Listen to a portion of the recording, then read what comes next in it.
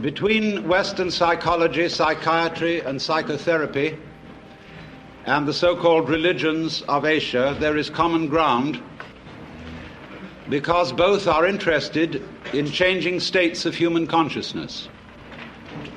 Whereas institutional Western religion, Christianity, Judaism, and even Islam are relatively less interested in this matter. Western religions are more concerned with behavior, doctrine, and belief than with any transformation of the way in which we are aware of ourselves and of the world. But this matter concerns psychiatry and psychology very much. Only those states of consciousness which are not normal are usually treated in Western psychology as being in some way sick. There are, of course, exceptions to this, and there have increasingly been exceptions. In the work of Jung, and to some extent even of Grodek, of Prinzhorn, of more modern people, Rogers and Ronald Lang, changing consciousness is often looked upon as a form of therapy. But in general, different states of consciousness from the normal are regarded as a form of sickness. And therefore, official and institutional psychiatry constitutes itself the guardian of sanity and of socially approved experience of reality. And very often it seems to me that reality appears rather much the way the world is seen on a bleak Monday morning. In this official doctrine, I might even say dogma, of what reality is. Because after all, we know that our science, such as it is of psychology, is founded in the scientific naturalism of the 19th century. And the metaphysical and mythological assumptions of that science still underlie a great deal of psychological thinking, in behaviorism eminently, but also to a large extent in official psychoanalysis. Indeed, one might say that psychoanalysis is based on Newtonian mechanics and in fact could be called psychohydraulics. Not that that analogy is altogether inappropriate, because there are certainly respects in which our psychic life flows and exhibits the dynamics of water. But of course we want to know what kind of water, and for the scientific naturalism of the 19th century, the basic energies of nature were considered to be very much inferior to human consciousness in quality.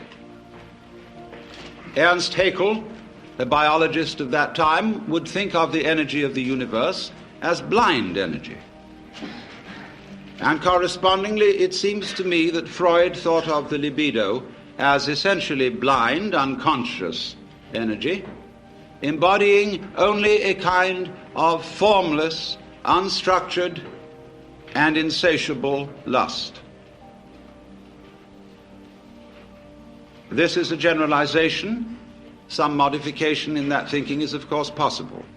But the tendency is to regard all that which lies below the surface of human consciousness as being less evolved, because you must remember that this was also the time of Darwin's theories of evolution, of seeing the human mind as a fortuitous development from much more primitive forms of life, coming forth by purely mechanical processes, by natural selection and by the survival of the fittest. And therefore, man was in general seen as a fluke of nature, an embodiment of reason, emotion, and values, for which the more basic processes of nature had no sympathy and about which they did not care. If, therefore, the human race is to flourish, we must take charge of evolution. It can no longer be left to spontaneous process, but must be directed by human ingenuity, despite the fact that although our brains are capable of dealing with a colossal number of variables at once, our conscious attention is not. Most people cannot consider more than 3 variables at the same time without using a pencil.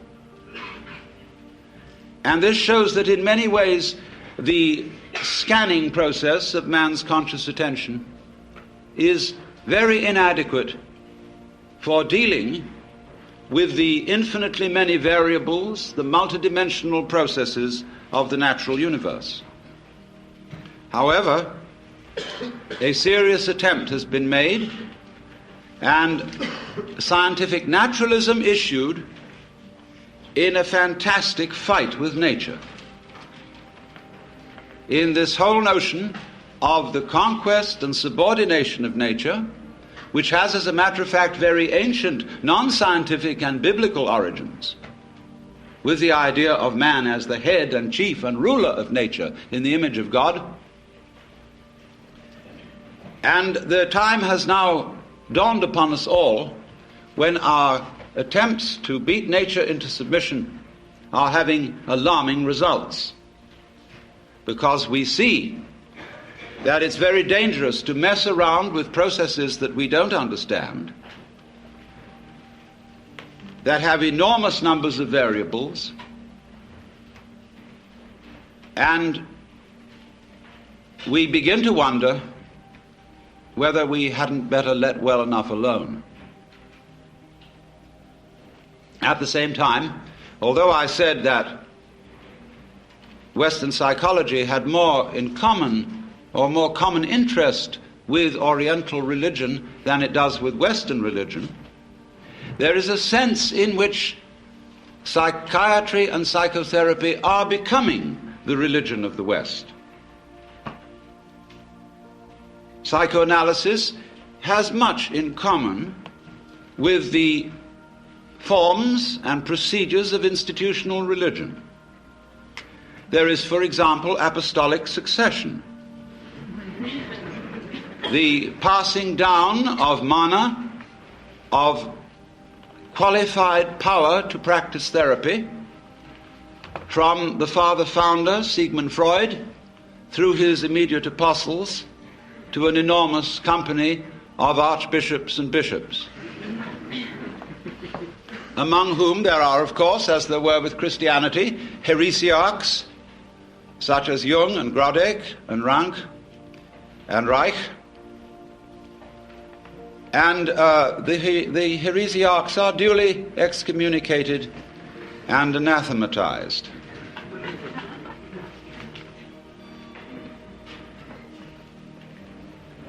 There are rituals, as there are also rituals with religion. There is the sacrament of the couch. There is the spiritual discipline of free association. There is the mystic knowledge of the interpretation of dreams. And there are also the 2 great symbolic fetishes, the long one and the round one. Now, it's extraordinarily easy to make fun of all this. And we must not forget that we owe a tremendous debt to Freud, if for nothing else than pointing out that much of ourselves of which we are aware in terms of the conscious ego is not really ourselves. It is something superficial. However we define its nature, it is superficial. And the realities of human life are not under the gaze of its scanning process, at least not in the ordinary way. And that was a tremendous revelation. There's no question about that. But one sees troublesome signs when the doctrines and processes of psychiatry, psychoanalysis, and so forth become officialized.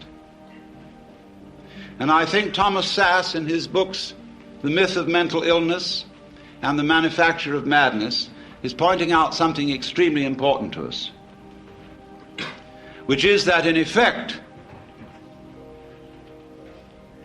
the psychological official of today is the priest, and that he is beginning to exercise the same sort of controls over human life as were exercised by the church in the Middle Ages.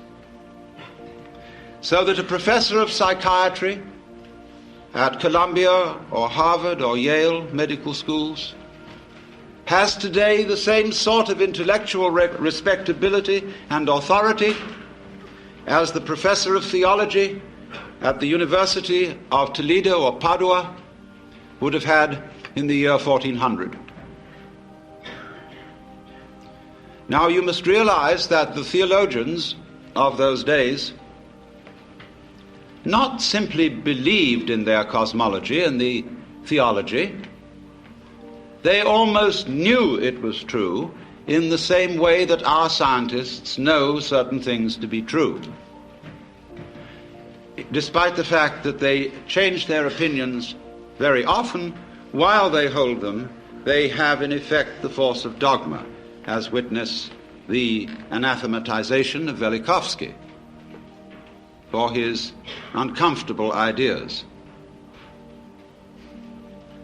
And therefore, there are heresies existing today which are persecuted in the same way as heresies were persecuted by the Holy Inquisition. And they are persecuted out of kindness, in exactly the same way that the Holy Inquisition persecuted heresy out of kindness and deep concern for human beings. That is unimaginable to us, but it was so. For after all, if you seriously believed that someone who did not hold the Catholic faith and who voluntarily rejected it would be tortured physically and spiritually forever and ever and ever in hell, you would resort to almost any means to preserve a fellow human being from such a fate, especially if the complaint or disease of heresy from which he suffered was infectious. You would first of all reason with him. And if he was not responsive to reason, you would resort to abuse and to forceful argument. And if he was not responsive to that, you would give him shock treatment and bang him about. If that didn't work, the thumbscrew and the rack and the Iron Maiden. And if that didn't work, as a last desperate resort, you would burn him at the stake in the pious hope that in the midst of those searing fires he would think better and make a last act of perfect contrition, and so be rescued from everlasting damnation. And you did all this in the spirit of this is going to hurt me more than it's going to hurt you. In the spirit of a surgeon who is very, very sorry indeed that he has to make you undergo this extremely painful operation. But it is in your best interests, and there really is at least a 50-50 chance that you may survive. And so, therefore, in perfectly scientific medical spirit, people may be very arbitrarily and without due process deprived of their civil rights, incarcerated in prisons that are in many cases much worse than prisons for criminals, and generally left to rot, be neglected and ignored, and when bumptious, given shock treatment or put in solitary confinement. For what? Because they have unorthodox and heretical states of consciousness. A lot of these people are not dangerous until provoked into being dangerous by being ignored, by being treated as machines, and in generally defined as non-human. And if you are defined as non-human, there's precious little you can do about it, because everything you say that sounds human will be taken as a kind of utterance of a mechanical man, as imitating humanness out of lunatic cunning. You will be suspicious. Everything you say will be listened to in a different way and with different ears. And you will have one hell of a time talking yourself out of it, because there really are no rules as to what one must do when incarcerated for having unorthodox consciousness. There is no clear road to repentance. And this is found likewise in jails, where people are incarcerated on 1 to 10 year sentences, as in places like Vacaville, California, where when I visited such prisons, young men have come to me in perfect desperation, saying, I don't know what's happened to me, because I want to live like a decent citizen. I know I've done things that are wrong, but I simply don't know what is expected of me here. If I try to do what's expected, they say I'm compliant. And that seems to be some sort of a sickness. Thomas Sass drew attention to this when he quoted a discussion of the types of school children who may very well need therapy. There were overachieving children. There were underachieving children. There were children who exhibited erratic patterns. There were children who were sort of dully mediocre. In fact, every sort of child can be given a diagnostic name for his behavior which sounds sick. As Jung once suggested, life itself is a disease with a very poor prognosis. It lingers on for years and invariably ends with death.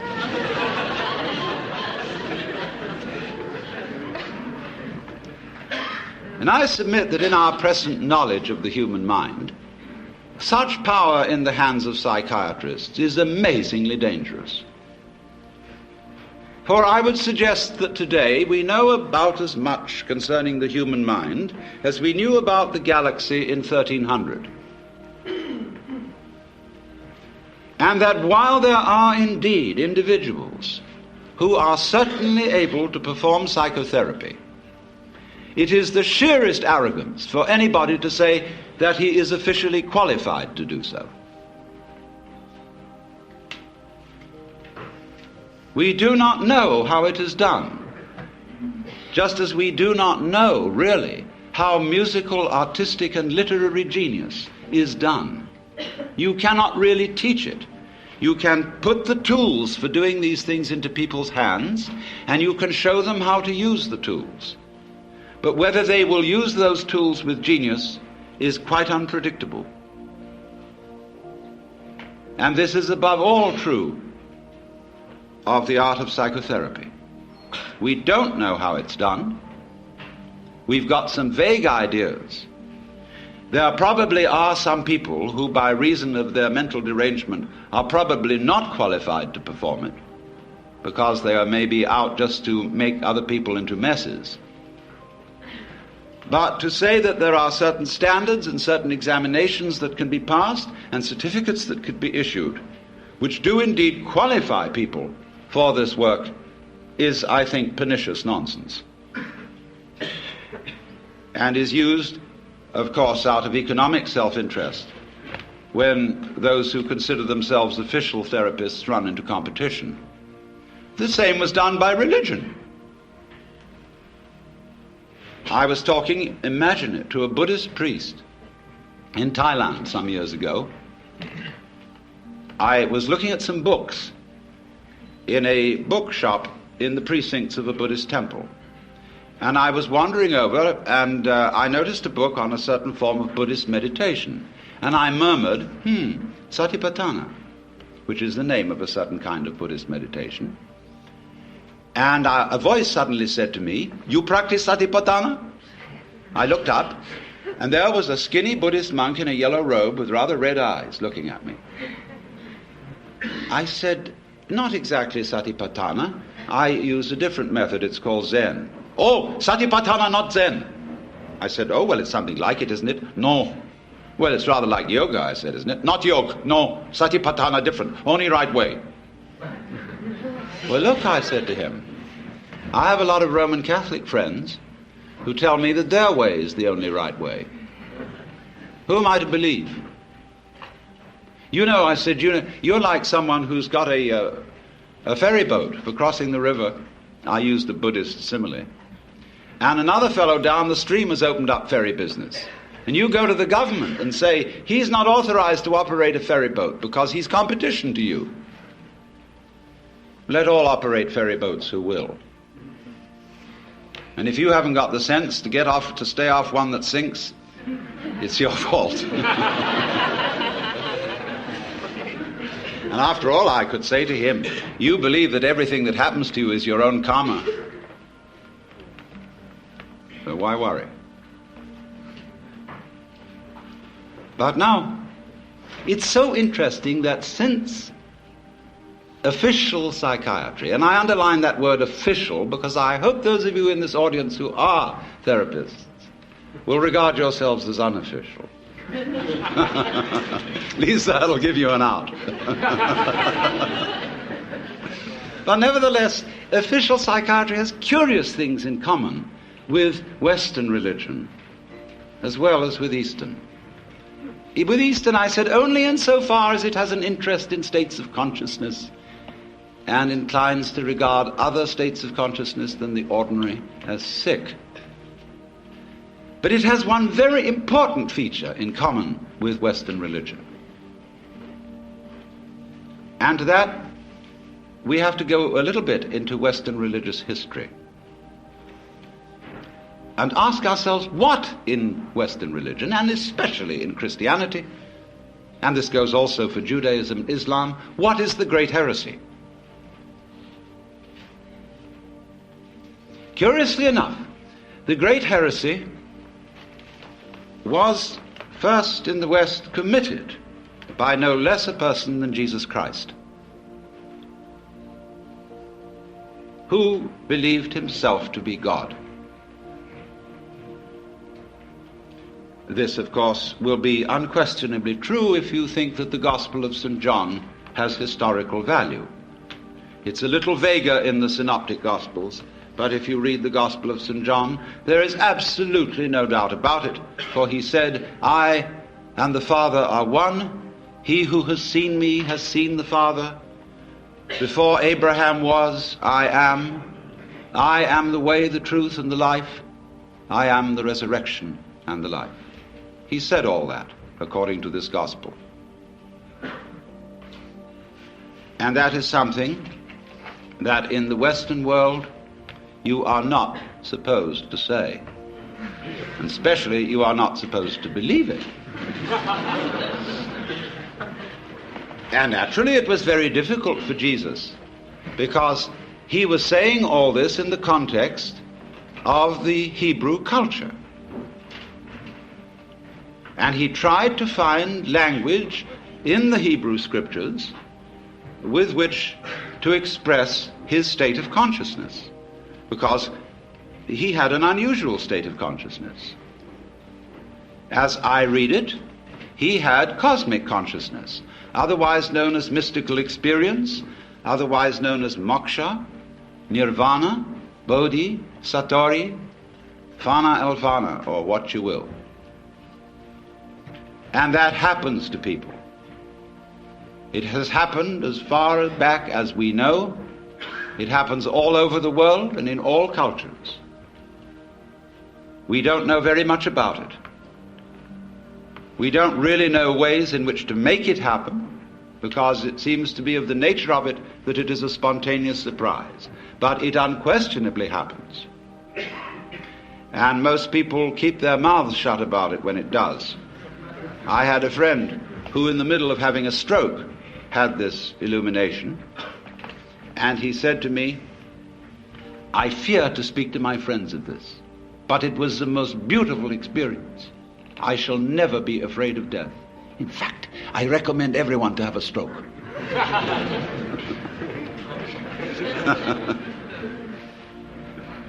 This was my friend Jean Varda, lately deceased, Greek painter. But Jesus certainly had this transformation of consciousness. And he was crucified for it. Why? Because he had committed an act of insubordination and treason against the cosmic government. Because if you believe that God is a monarch, an absolute, omniscient, and omnipotent authority, shall we say a sort of cosmic ego, then to claim to be that is to introduce democracy into the kingdom of heaven, to usurp divine authority, and to speak in its name without proper authorization. And they asked Jesus, "By what authority do you speak? Of heaven or of men?" And he was tricky about answering that one. He said, "By what authority did John the Baptist speak?" And they were nervous about answering that one. He could have asked, "By what authority did Isaiah speak?" etc. Or Moses. If you believe that God is a monarch, an absolute, omniscient, and omnipotent authority, shall we say a sort of cosmic ego, then to claim to be that is to introduce democracy into the kingdom of heaven, to usurp divine authority, and to speak in its name without proper authorization. And they asked Jesus, "By what authority do you speak? Of heaven or of men?" And he was tricky about answering that one. He said, "By what authority did John the Baptist speak?" And they were nervous about answering that one. He could have asked, "By what authority did Isaiah speak?" etc. Or Moses. But Moses became official authority. And if you could wangle it that what you said was simply an extension of what Moses said, because Rabbi so-and-so said it, who got it from Rabbi so-and-so, who got it from Rabbi so-and-so, who got it from Rabbi so-and-so, who got it from Moses, then it's okay. Notice this, that to be an authority today in the academic world depends on documentation. It's not enough to say, "For I say unto you," you must put in your footnotes. And the more the footnotes, the more the authority, obviously. So, our dissertations tend to be books about books, about books about books, and our libraries multiply by mitosis.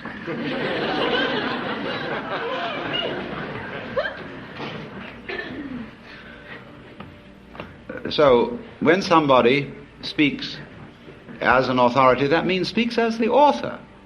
That's all it means. It's a statement of which you are the author, and therefore for which you assume responsibility. That is to speak with authority. And to be original is likewise not to be freaky, but to speak from the origin. That is what Christians mean when they say to speak in the Spirit, to have your mouth possessed by the Holy Spirit, as they believe the mouth of Jesus was possessed by the Holy Spirit.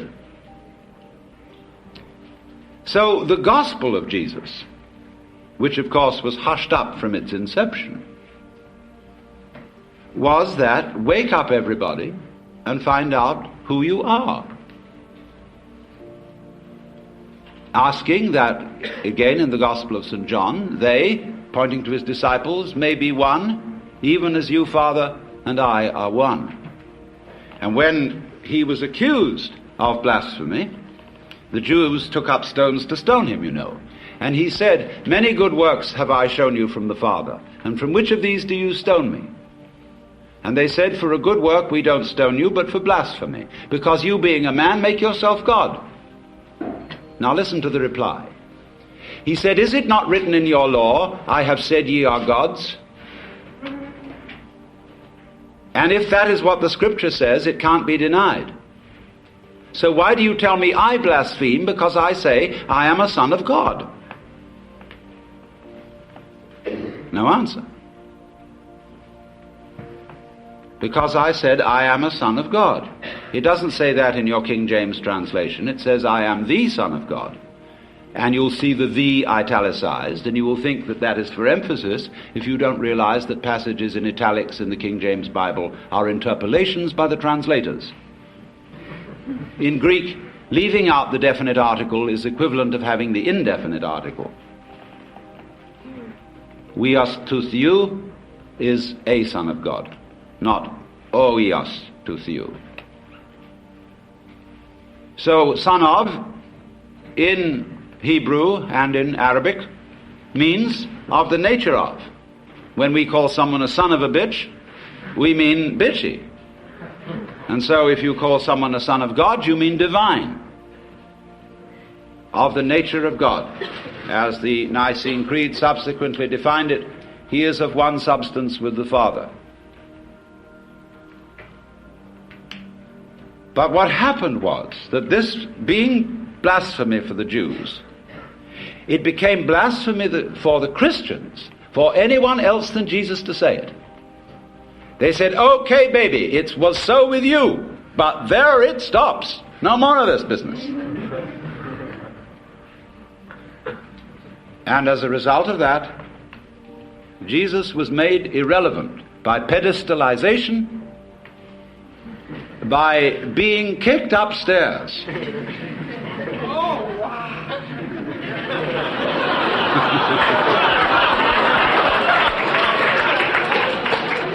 In spite of the fact that he said, greater works than these that I do shall you do. Oh no, upstairs with you, baby, because we just can't have that sort of thing going on in a monarchical universe. We're not going to have democracy in the kingdom of heaven. So, this is why the gospel is impossible, because we are supposed to follow the example of Christ, where he says, for example, be not anxious for the morrow. Do not worry about what you shall eat, what you shall drink, and what you shall wear. God will take care of you. Doesn't he take care of the birds? Don't the flowers grow? They're wonderful. They're crazy. They're great. What are you worrying about? I've never heard a sermon preached on that. Never. Because it's totally subversive. The economy would crash.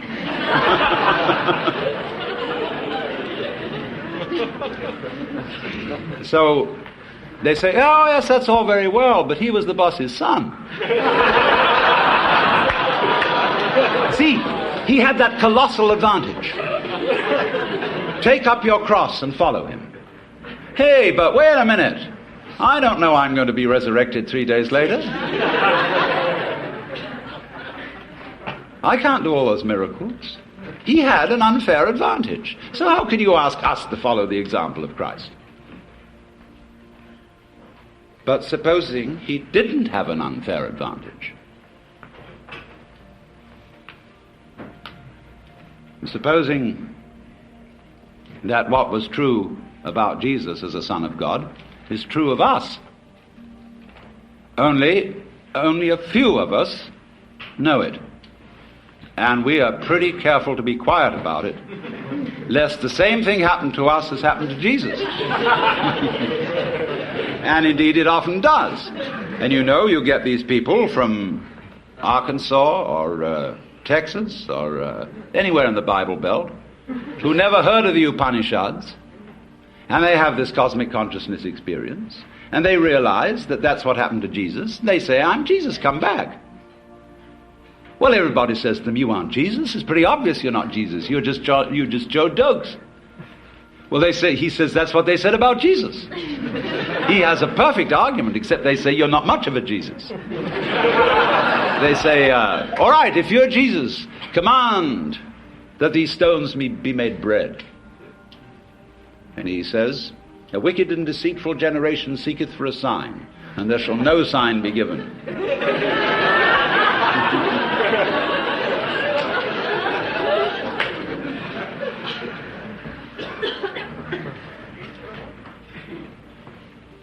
Now, why talk about this? Is it interesting? Is it important for the human being to realize that in some sense of the word, whatever it means, he is God or one with God, as is plainly taught by the Hindus, hinted at by the Buddhists, only they don't like to put it out as a concept, in case people will use the concept as an idol to hang on to. They want you to find out for yourself and not believe in it. And certainly the Taoists understand it, the Sufis understand it, a lot of people understand it. But so what? Well, the importance of it is this, that to know that you are God is another way of saying that you feel completely with this universe. You feel profoundly rooted in it and connected with it. You feel, in other words, that the whole energy which expresses itself in the galaxies is intimate. It is not something to which you are a stranger, but it is that with which you, whatever that is, are intimately bound up. That in your seeing, your hearing, your talking, your thinking, your moving, you express that which it is which moves the sun and other stars. And if you don't know that, if you don't feel that, well, naturally you feel alien, you feel a stranger in the world, and if you feel a stranger, you feel hostile. And therefore, you start to bulldoze things about, to beat it up, and to try and make the world submit to your will, and you become a real troublemaker.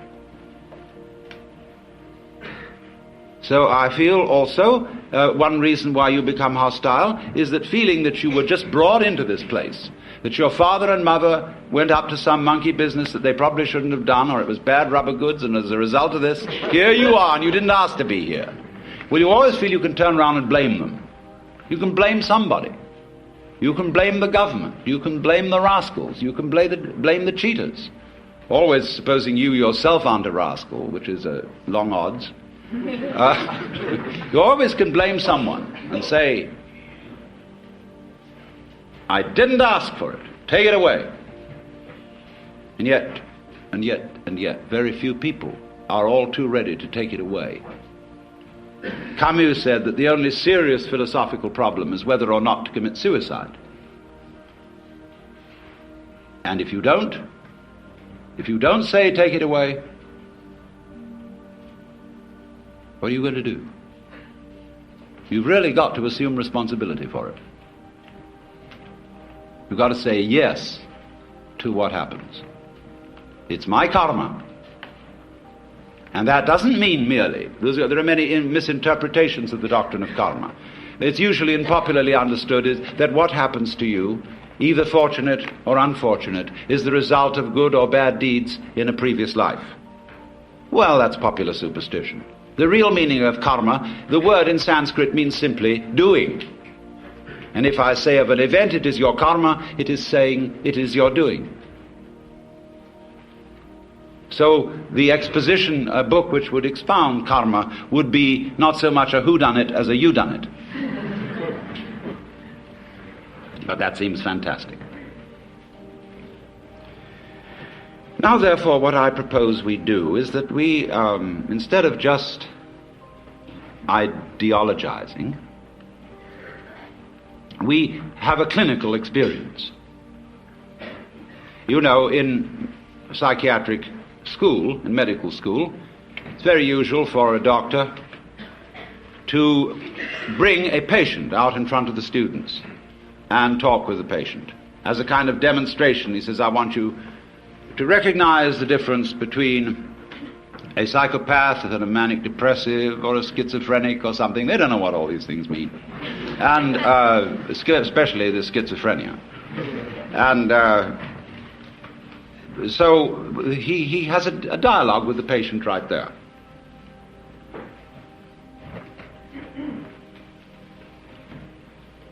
So let us suppose that I'm the patient, and you are the students and the doctors. And I suffer from what you would call the delusion that I'm God. And therefore, you might want to do something about me, or with me, or humor me, or ask me questions. And so I'm perfectly willing to submit to your examination and your treatment, and invite you to help yourselves. When did you become God? Now. Will you marry me? No.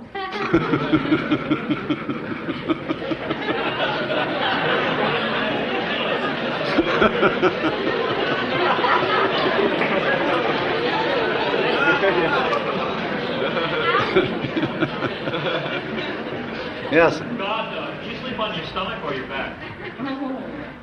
Sleeping is like politics. One sleeps on the right side, and then when you're tired of that, you sleep on the left. When you're tired of that, you sleep on your back, and when you're tired of that, you sleep on your stomach. And it is thus that the world goes round.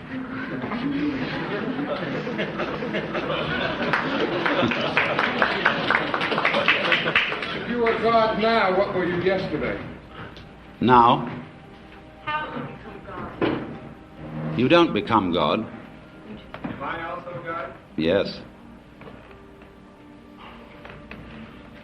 Are we then the same person? No. What is God? Remember, 3 persons but 1 God.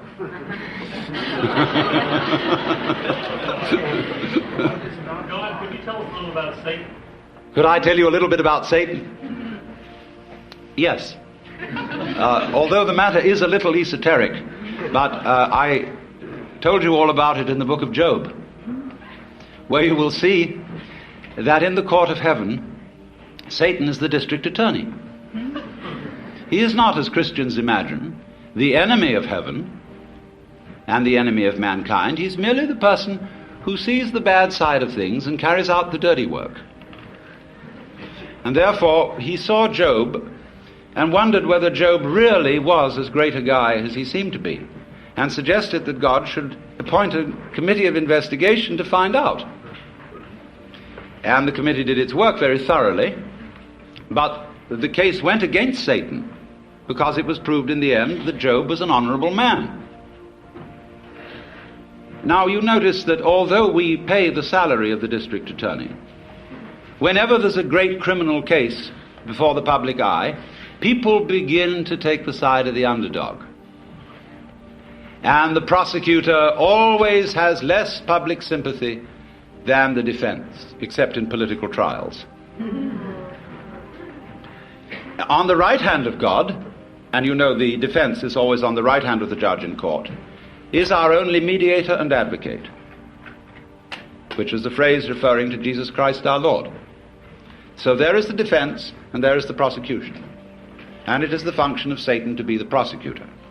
There is a good deal more to it than that, because before all this started, as in a stage play, there was an arrangement in the green room before coming on stage in which certain things were understood, but that are only to be revealed when the curtain goes down at the end of the play. Is Job God too? Yes, but he doesn't know it.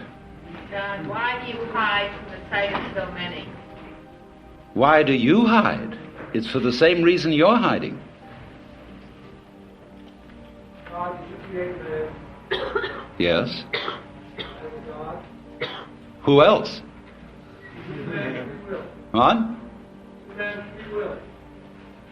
Man has free will to the extent that he knows who he is. Not otherwise. Where did he get free will from? Where I got it from. Does woman have free will too? Yes. To the extent that she knows who she is, yes. If man has free will to know just what he is, and man is God, then you'd say that you are no more than any God in this room, or any man. That is correct. I'm no more God than any of you. Then you only have the power to know who you are. Well, that is saying quite a bit, yes. What is not God? What is not God? There is nothing that is not God. How do you learn who you are. It's like waking up from a dream. After a while, one's experience begins to have what I would call a haven't we been here before feeling. Going round and round and round. And then you begin wondering, where am I going? And to answer that question, you have to try and find out what you want. And so I went into that very thoroughly. What do I want to happen? And, of course, as soon as you ask yourself that, you begin to fantasize. And our amazing technology is, of course, an expression of human desire for power, for what we want to achieve. So I simply set myself to thinking through how far we could go. And so I soon found myself at a great push-button place where I had a fantastic mechanism with buttons available for every conceivable thing I could wish. So I spent quite a bit of time playing with those. And science fiction wasn't in it. You know, you go going like that, and here is Cleopatra. And so on, you know, and then press this button, symphonic music in a 4-channel sound, 16-channel sound, anything, you know, all possible pleasures are available. And when, you know, you're like everybody's dream of the Sultan in the palace, you suddenly notice there's a button labeled surprise. You push that, and here we are.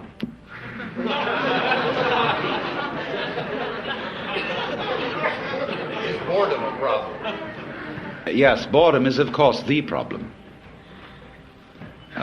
Boredom is the other side of creativity. And the energy of creation has as that is the yang, the yin side of that energy is called boredom. Everything, of course, is fundamentally yang and yin. If you understand that, you really don't need to understand anything else. As God, what responsibility do you feel to ameliorate evil in the world? As God, what responsibility do I feel to ameliorate evil in the world?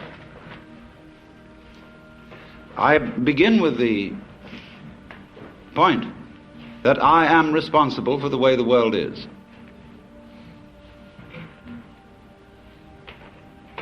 If I couldn't feel that, I'd have to blame somebody else.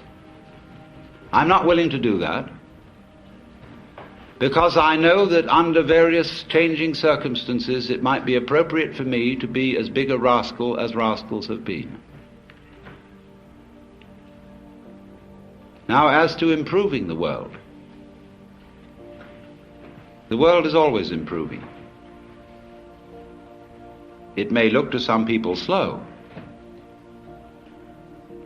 but it's improving even when it is declining, because the world works in an undulatory process, like a wave. It goes up and it goes down, it goes up and it goes down. And it couldn't go up all the time, because if it did, we wouldn't know that that was up. So it goes down some of the time so that we can know when it goes up, because if we didn't know when it went up, it would be like being in a space where everything was light. There'd be nothing to write home about. There would be no black marks on the space, and so it would be like a piece of perfectly empty paper. Similarly, to be in a completely black space would also be a kind of unconsciousness with nothing to write home about, because there'd be nothing would make any difference. So therefore, if you're going to have black, you won't know that it's black unless you have some white, and if you're going to have white, you won't know that it's white unless you have some black. Why do you teach us all to love one another? Because if we get to that point, there won't be any of these ups and downs. We'll have to tell you. Correct, but that's not a teaching, it's a koan. A koan. A koan is a Japanese word for a spiritual problem used in Zen Buddhism, such as, what is the sound of one hand? And these problems are given to those who ask questions concerning their spiritual development. And sometimes, as St. Paul pointed out, commandments are given not in the expectation that they will be obeyed, but in the expectation that they will reveal something to those who hear them. That was St. Paul's comment on the whole Mosaic law. Yes, sir. If we accept the beast. What? If we accept the beast, Christ, that we are all God. Yes. What of the hereafter? Is there a heaven? Is there a purgatory? Is there a hell? The hereafter is, of course, now. Because if you will examine it closely, there is no when else than now. And if you want to make hell of it, you can make hell of it. If you want to make heaven of it, you can make heaven of it. Purgatory, purgatory. It's all here. Always was, always will be. Death. What is death? Death is an undulation in consciousness. How would you know you were alive unless you had once been dead? Yes. You realize in the same way that Jesus did that you're God, why was it unnecessary for him to have material possessions and necessary for you? It wasn't unnecessary for him to have material possessions. They said of St. John the Baptist that he was an ascetic, but of Jesus, this man consorts with gluttoners and wine-bibbers and comes eating and drinking. And when the lady Mary poured precious ointment on his feet and anointed him, they said the same thing that the members of the vestry say to the minister today. Why this great expense? Couldn't it all have been sold for much money and given to the poor? But it's a problem. It is a problem, sure. But you see, in many ways, when you get down to these very deep ethical problems, where there sure is no easy decision one way or the other, you must look at the problem from the point of view of an artist.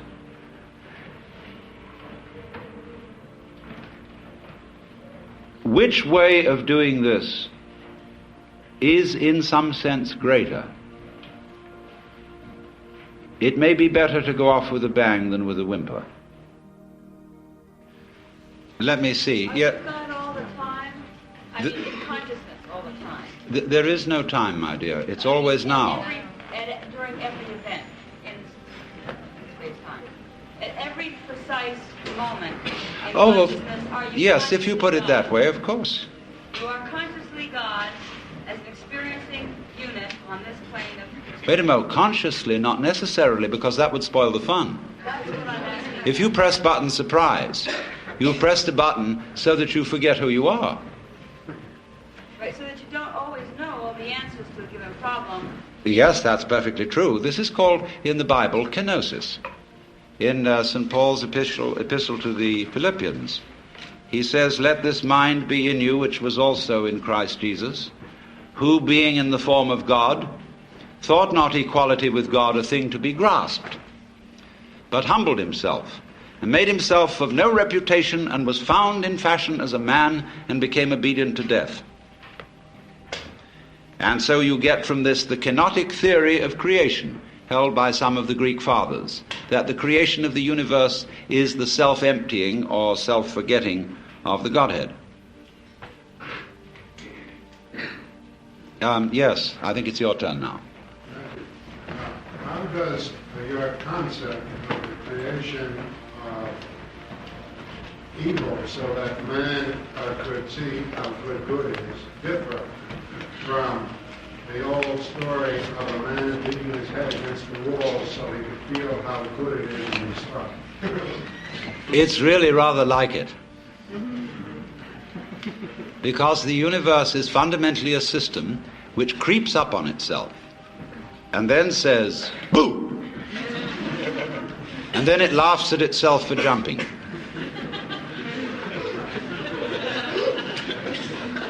And you see, every time it does it, it forgets that it did it before. So it never becomes a bore. Yes, the lady in red. Can you to a point of consciousness and travel around the cosmos, such as Dr. Lilly was speaking of last night in talking about Satori? Yes, but it isn't necessary to travel. The question is, can I make myself into a point of consciousness and travel around the cosmos and see things from all sorts of places? I say, yes, but it isn't necessary to travel. One is already there.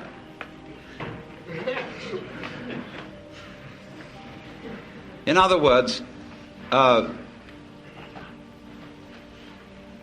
using your eyes where you are, like you're using mine. Just in the same way, my head is not my feet, it uses my feet. The head is very different from the feet. You couldn't possibly say the head and the feet are the same, but they are one organism. They each have a soul. Two. What do you do about the boredom? What do I do about boredom? Press button surprise. Oh, it's always there. Yes, always. Yes, the lady in purple here.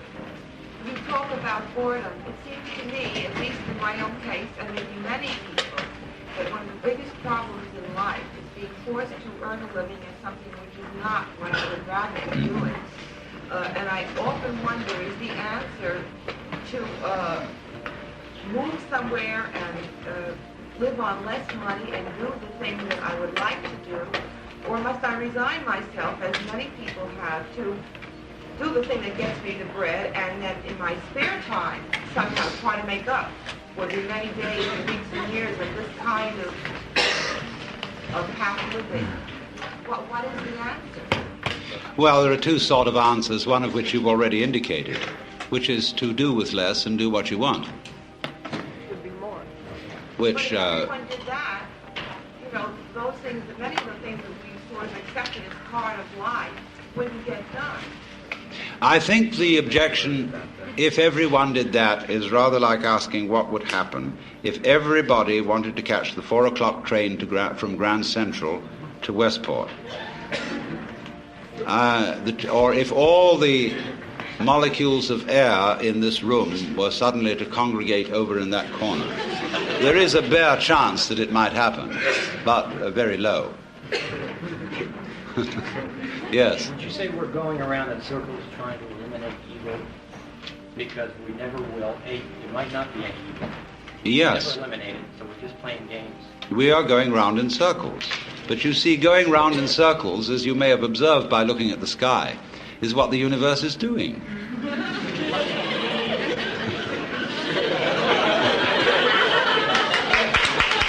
You see, before... As long as we recognize we're going around in circles, we're all right. Yes. Yes, that's the thing. It's a dance. And when you dance, you don't dance to get somewhere.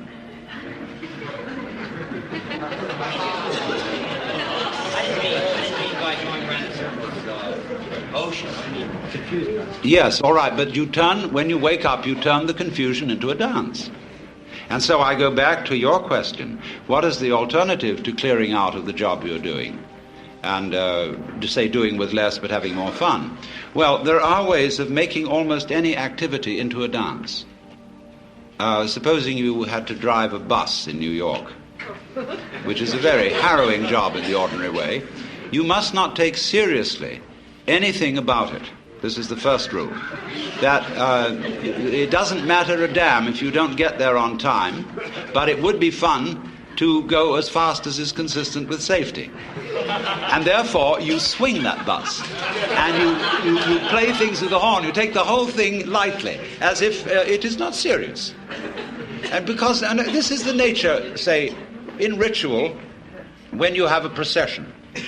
Now, people who don't understand religion don't know how to make the right kind of processions. There are those who go a military march, and they don't understand it because their objective is to get there. There are those who dawdle like ducks, and they don't understand because they are trying to be dignified. On the other hand, there are those who walk as if they had already arrived. And this is the way kings walk. Because a king is the center, and he is always where it's at. Where it's at is where the king is, by definition.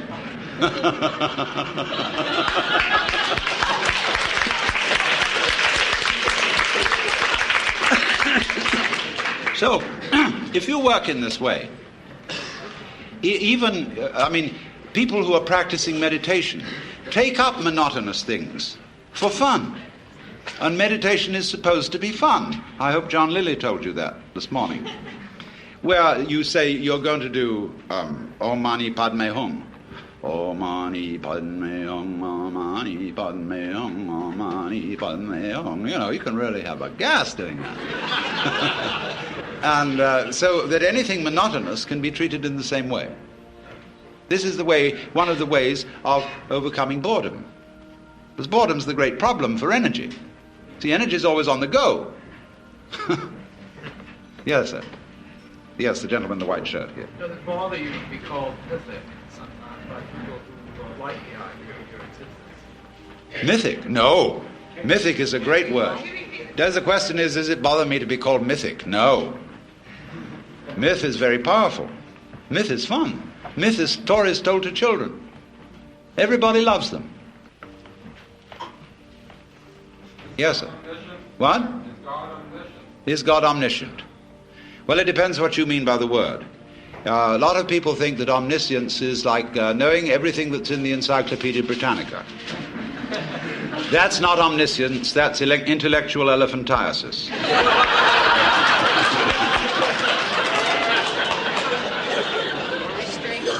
Now, you see, let me explain this question, because it's always important. And when anybody announces that he or she is God, people say at once, well, will you tell us in millimeters the height of Mont Blanc? When I say, look it up in the encyclopedia, it's there. The thing is this. What we ordinarily call knowledge is the translation of life into words. And that is a very cumbersome process, because if we had to translate the process into words every time we took a breath, we'd never get around to it.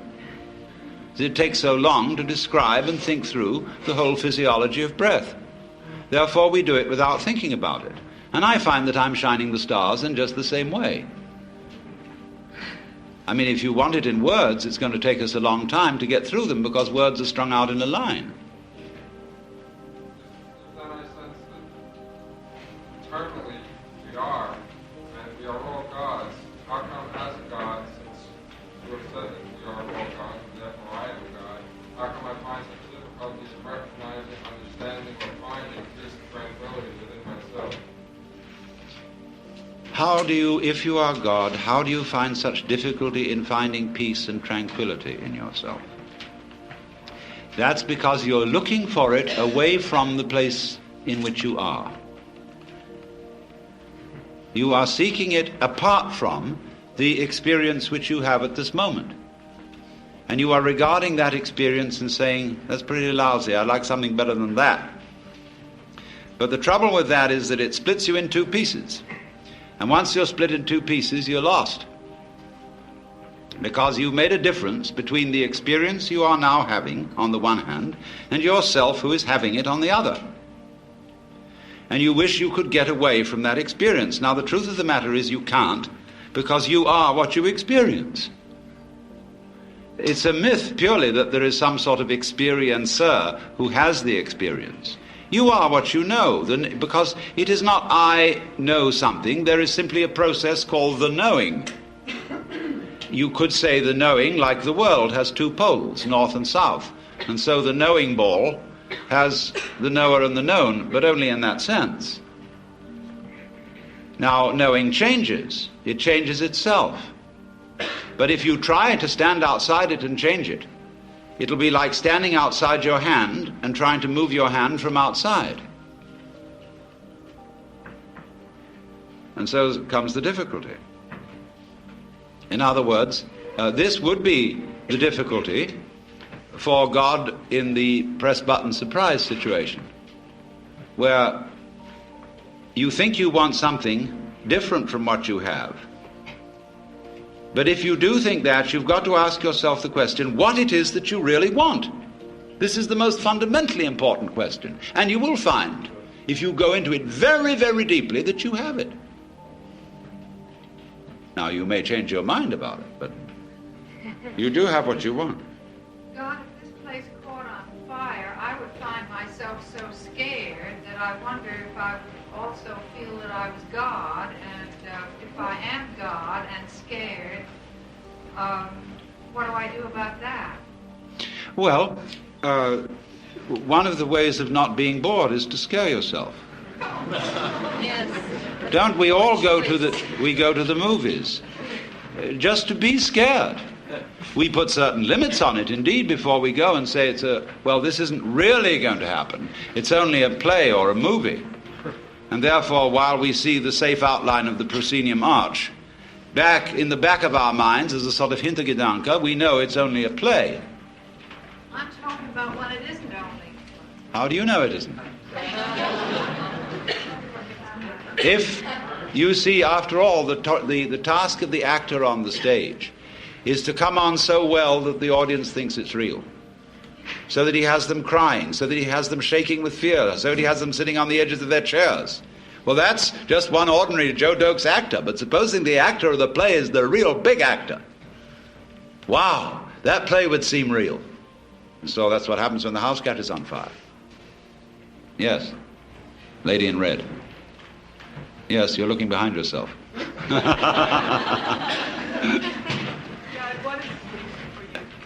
What is sleep? The seventh day. What? When is the seventh day? When you sleep. Yes. Yes, God. The only reason I know that I'm God is because I take the responsibility for it. Yes. Doesn't that answer the lady's question about the fire? Oh, yes, that also would answer it, yes. It's a question of taking responsibility for what happens. What happens if you don't do anything about it? If I don't do anything about the world? The boredom. What's through the boredom? Well, that's another way. That's another way. You can explore boredom. You can bore into boredom and watch it. Sometimes when you're bored, that's the only thing to do. Because even for God, you can't lift yourself up by your own bootstraps. Because that is by nature of the definition impossible. You said you would enjoy having a myth of you. Yes, I think that would be fun. I mean, why else does one go on stage except to make myths? What? Why not? Again? Excuse me, what did you say?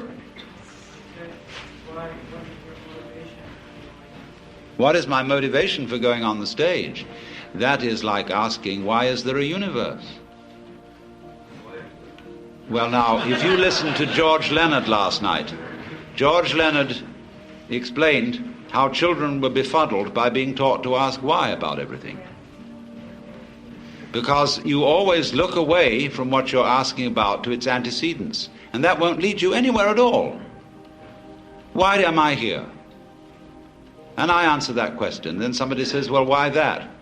And then somebody says, well, why that? Why that? Why that? And you get back and back and back, and eventually you get tired of answering. And so fathers, when their children say, why, Daddy? Why? They say, oh, shut up and eat your lollipop. But what happens, you see, when we trace the causation of things into the past, it all begins to fade out in silence and no answer. Why? Because it didn't begin there.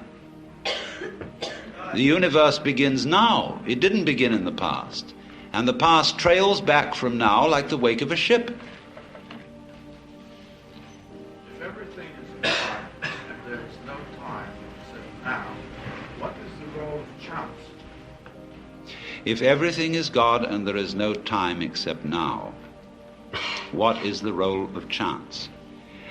Chance pairs with order. We'll say randomness, we'll call it, and it pairs with order. And it is part of the nature of order. If you know what you mean by order, you know that you mean contrast with randomness. And if you know what you mean by randomness, you know that you mean contrast with order. So if you want to have order, you must have randomness, and vice versa. Yes? Did you have this much charisma before you discovered your true nature? Yes, but it came out in a different way. Yes. I think there's a sort of danger here, though the riddles are funny, and if you had time enough to think each one through, they'd be very profound. There's a certain danger of everything and everyone being God, because if you've really found yourself as God, then you know that certain things that you as God have created that don't personally affect you, you create for a reason, you stay out of them, and you aren't a do-gooder. But if you think you're God, and then you try to go into too much social action and change the evils of this world, you end up hurting yourself and a lot of people, and you're playing God and you're not really being God. Well, I admit to you, my dear, that this is a very, very dangerous conversation. And that I thoroughly agree with, but we didn't come here, did we, to play it safe. All profound ideas and profound questions are dangerous. It is dangerous to go into science, as we all know too well. It is dangerous to go into medicine. It's dangerous to go into writing, because the pen is often mightier than the sword. And so I don't think we should withdraw from certain things because they're dangerous. But I entirely agree with you that if I were, as it were, in the spirit of God to go about social reform, I would be failing to realize the construction of my own universe, which is that when you interfere with it, you've got to know exactly how you're interfering. Otherwise, the most amazingly unexpected things will happen. So when people ask for miracles, they don't realize what the miracles involve. I mean, if I turned the microphone into a rabbit, it's altogether possible that you might drop dead, because those events might be connected. Did you ever study with Carl Jung? Did I ever study with Carl Jung? Work with him? I didn't study with him. I knew him, and I read a lot of his writings. Yes. The notion of watching yourself, like watching your boredom or being aware of yourself, imply that there's a separation somewhere. It does in a way, yes. And it depends how you're watching. There is a very interesting thing that comes up in this respect with regard to the Bhagavad Gita and to the Yoga Sutra, where they talk about the witness.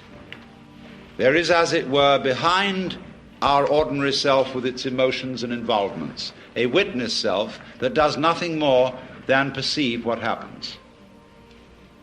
And this is the Atman, or the Purusha, which is not involved.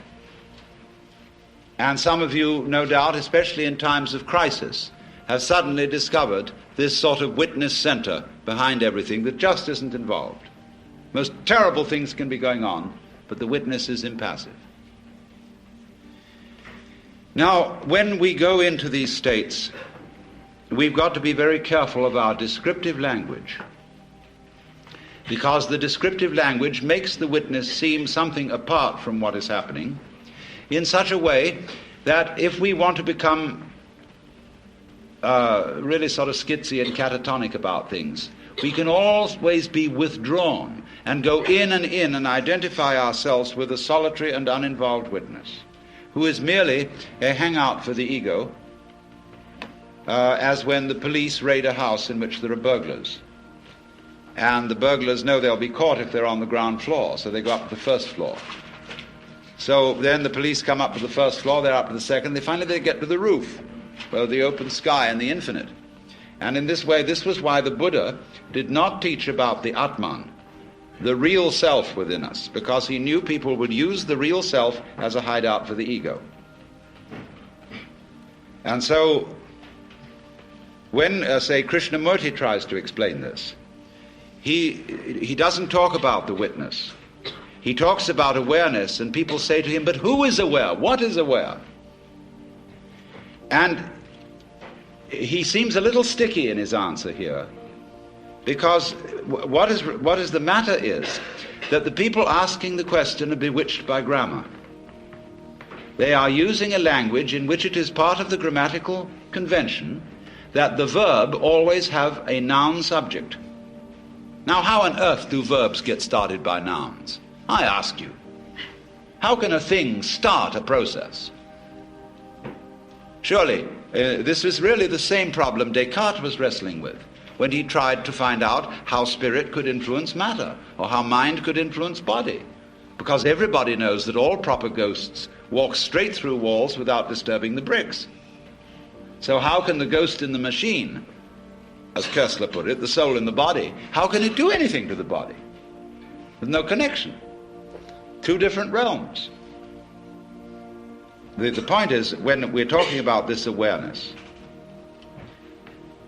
what we call thought, feeling, sensation, emotion, we could say in a very clumsy way is it's aware of itself. It's the very nature. There wouldn't be sensation without awareness. You don't have to have something which is aware of it, any more than you have to have a thing called lightning which does something called flashing. The flashing is the lightning. And so awareness is the one who's aware of it. Could say this awareness. If I say I am aware, the word I, as William James suggested, is simply a word of position, like this or here. Awareness here. And your awareness there. Yes, sir. It's like one great koan that we're all reading before. Yes, life is like one great koan.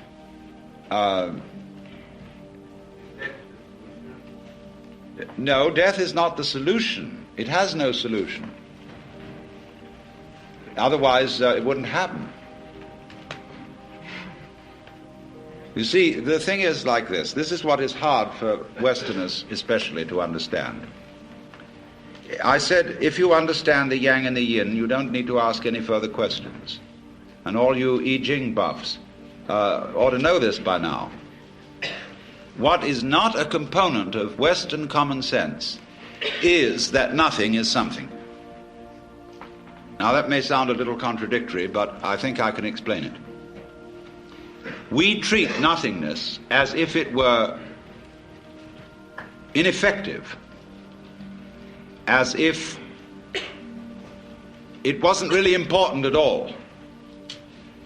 And yet, when we look out at the night and we see all these stars in space, try and imagine what the heavens would look like if there weren't any space. Then obviously there wouldn't be any stars. I mean, you could think that they would all be jammed together in a lump.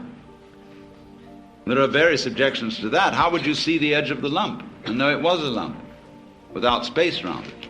Furthermore, we know when we investigate the constitution of matter physically that at the atomic level there's more space in something than there is anything else. Most of it is empty, and which led a physicist at the Argonne lab at the University of Chicago, who had become a little nutty. He was so impressed with the emptiness of matter that he went around in the most enormous padded slippers in case he should fall through the floor.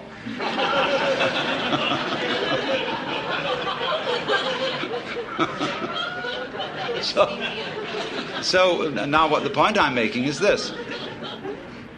If space is essential to solid, it's perfectly obvious then that nothing is essential to something. If you can't have something without nothing, it means nothing is pretty powerful stuff.